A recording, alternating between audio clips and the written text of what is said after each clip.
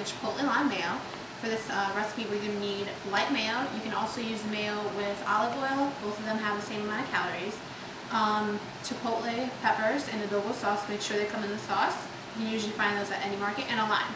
So let's get this started. For today's recipe, like I said, we're doing light mayo, and you can do the olive oil mayo, and we're going to start out with about a cup.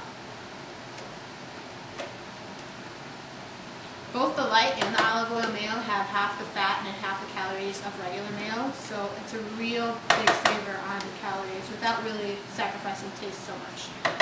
Alright, so like I said, we're going to do about a cup of that. Put that to the side. Next thing we're going to do is our chipotle pepper.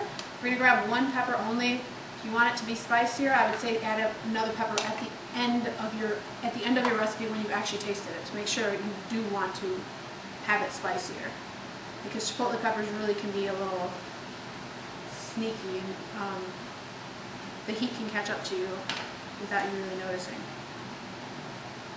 Alright, so we're going to take all these seeds out. The seeds are usually just not a texture you want in this mayo. You want the mayo to be smooth, and you don't want your chipotle peppers to overpower the whole recipe.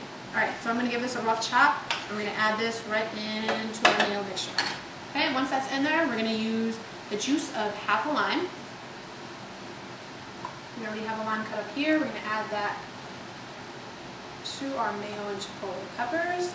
The next thing we're going to do is zest an entire lime. So what the zest is going to do, it's going to bring an awesome smell to this. So it's really going to make it it's going to give it another dimension, rather than just being a regular mayo. Okay, so the last thing we're going to do is zest this lime. When you zest the lime, you want to make sure you don't get to the white part of the skin, because that can be a little bitter. And make sure you keep twisting it to avoid that from happening.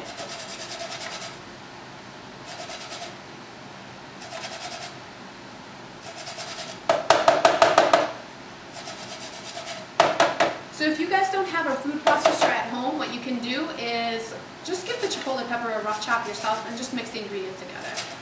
Worst case scenario, you can always use a blender, but I just find a food processor much more convenient for what I use it for. Okay, make sure you get everything in there. Like I said, that's going to bring an awesome smell to this recipe. So we're going to pulse this a couple times, and you're going to see the entire mayo turn this like orange color almost from the peppers.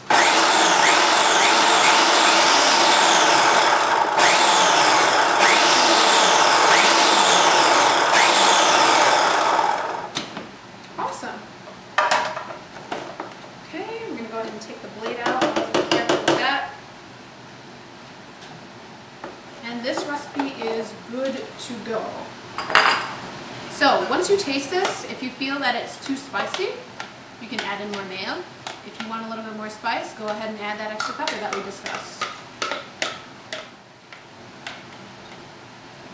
So this recipe can be used as a dip. You can always put some chips. I put it on burgers before. It was pretty fantastic.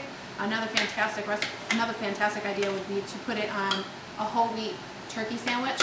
That'd go pretty well. Okay, so there you have it. This smells fantastic. The taste is going to be awesome between the lime and the peppers. Give this recipe a try. Visit my website if you want to check out the nutritional information.